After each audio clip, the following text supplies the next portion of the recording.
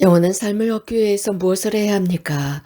사랑하는 형제자매 여러분, 이러한 질문은 그 부자 청년이 예수님께 한 통상적이지 않은 질문이었습니다. 오늘 복음 말씀입니다. 현대 세상이 어디로 가는지 바라보면서 특별히 이 질문은 아주 특별히 다가옵니다. 현대의 젊은이들이 어떻게 사는지 우리는 알고 있기 때문입니다. 이러한 질문을 예수님께 던졌습니다. 그것은 다름 아닌 한 청년이었습니다. 그 청년은 분명히 다른 어떤 삶을 찾고 있었습니다. 그가 추구하는 삶으로 인해서 자신을 요약한 질문을 던졌습니다. 사람이 지니고 있는 가장 깊은 의문과 질문이었습니다. 그래서 완전한 삶, 행복함을 추구할 수 있는 진정한 삶이 무엇인지 묻고 있습니다. 우리 그리스도인들은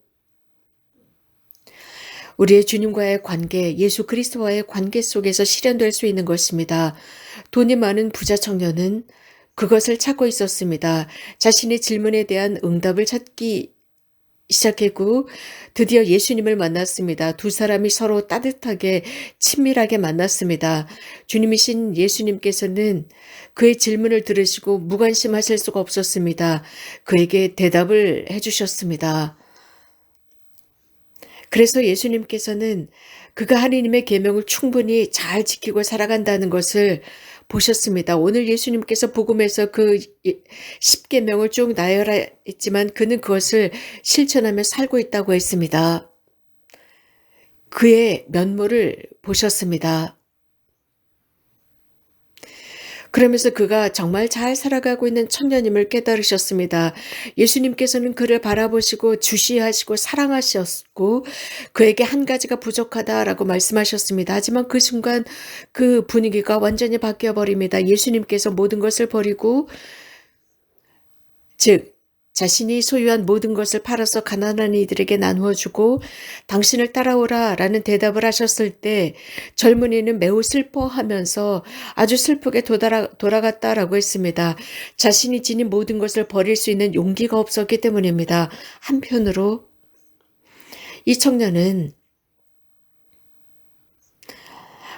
우리가 무엇인가를 발견하게 했습니다. 이 청년은 좀 더 나은 삶을 추구하고 있었습니다. 하지만 그는 용기가 부족한 청년이었습니다. 이것을 구현할 만한 용기가 없었습니다. 분명히 그는 자신이 소유한 물질에 집착하고 있었음을 보여주고 있습니다. 이 부자 청년에게 부족한 바로 그 한 가지는 용기였습니다.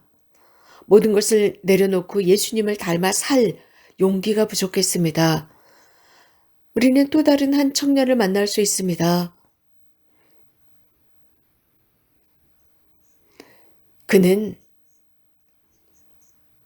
12세기, 13세기 때 살았던 청년 아시시의 프란치스코였습니다. 이 두 부자 청년과 아시시의 청년과는 비슷한 면이 있습니다. 비슷한 면이라고 한다면 아시시의 프란치스코와 그의 가족은 부자였습니다. 많은 재산이 있었습니다. 그래서 프란치스코는 청년 시절 자신이 원하는 만큼 돈을 쓸 수가 있었고 그 돈을 가지고 유희를 즐길 수 있었습니다. 친구들과 함께 말입니다. 그래서 아시시 프란치스코는 잘못된 장소에서 행복을 추구하고 있었던 것이죠. 그러나 시간이 지나면서 전능하신 하느님께서는 아시시 프란치스코에게 또 다른 길이 있음을 제시하셨습니다. 삶의 또 다른 방향이었습니다. 우리들의 사부 프란치스코께서는 주님께서 자신에게 무엇을 원하는지 깨닫고 있는 힘을 다해서 용기를 다해서 모든 것을 끊어버립니다. 그리고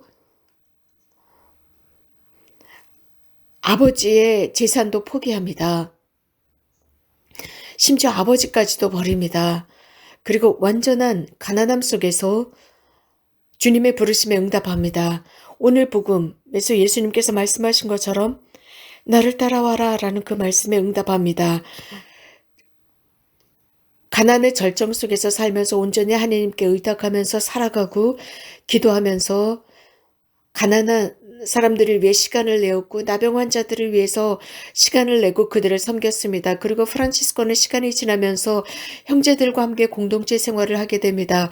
그는 공동체를 만들 계획이 없었습니다. 그러나 시간이 지나면서 이 프란치스코에게 매료된 청년들이 찾아왔고 거대한 공동체가 만들어졌습니다. 그리고 현대 프란치스코 회는 세계회로 늘어났습니다. 그래서 오늘 우리 프란치스코 회 회원들은 전체 세계 수도회의 성인 성녀들을 기념하는 날입니다.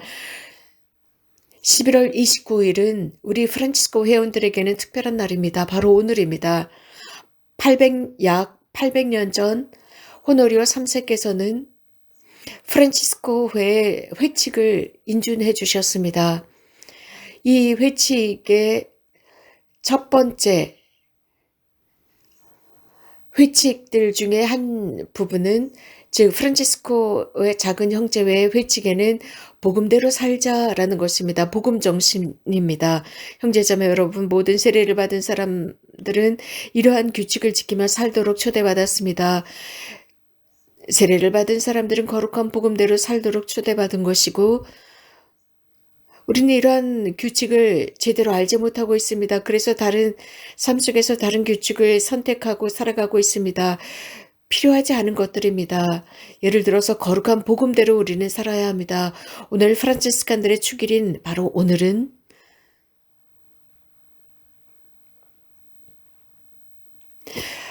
수많은 프란치스코 회원들이 거룩함에 도달했다는 사실입니다. 그 규칙을 지키면서 살았습니다. 즉 거룩한 복음대로 살면서 예수 그리스도를 따라 살았던 것입니다.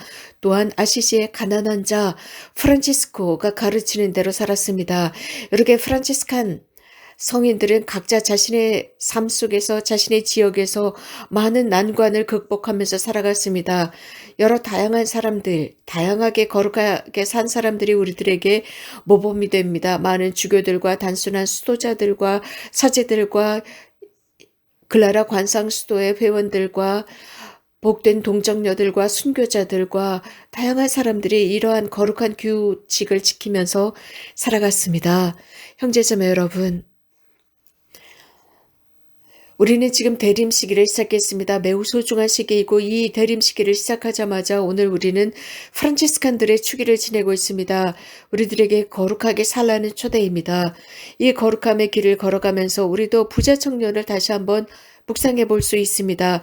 우리들에게 가르치는 것은 두려워하지 말라는 것입니다. 우리들의 인생 속에서 또 다른 삶의 스타일이 있다는 것을 보여주고 있습니다.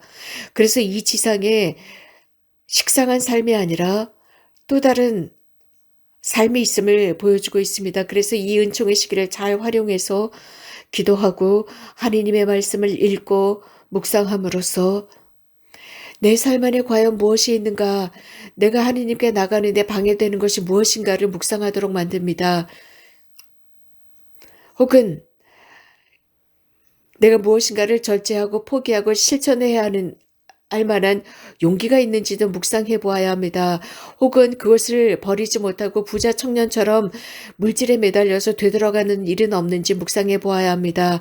이 거룩한 미사 성제를 봉헌하면서 우리들의 사부 프란치스코께서 우리들에게 은총을 얻어주셔서 프란치스코처럼 용기를 얻고 삶 속에서 주님께서 우리들에게 원하시는 대로 살아갈 수 있는 힘을 달라 청합시다. 오늘 복음의 부자 청년은 물질이 묶여 있었기 때문에 아무것도 할 수 없었지만 우리는 용기를 내서 프란치스코처럼 충만한 삶으로 들어갈 수 있도록 해달라 청합시다.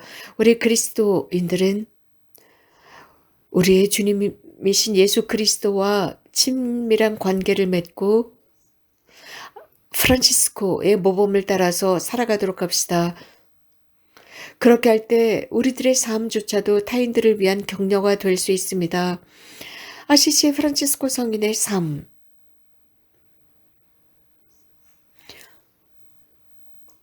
그 삶이 우리 모두에게 용기를 주는 삶이 되기를 바랍니다. 그래서 우리가 거룩한 삶으로 갈 수 있도록 용기를 주시기를 바랍니다. 물론 800년 전에 성인이었지만 지금을 사는 우리들에게도 용기를 주시고 격려와 교훈이 되기를 빕니다. 항상 주님을 찬미합시다.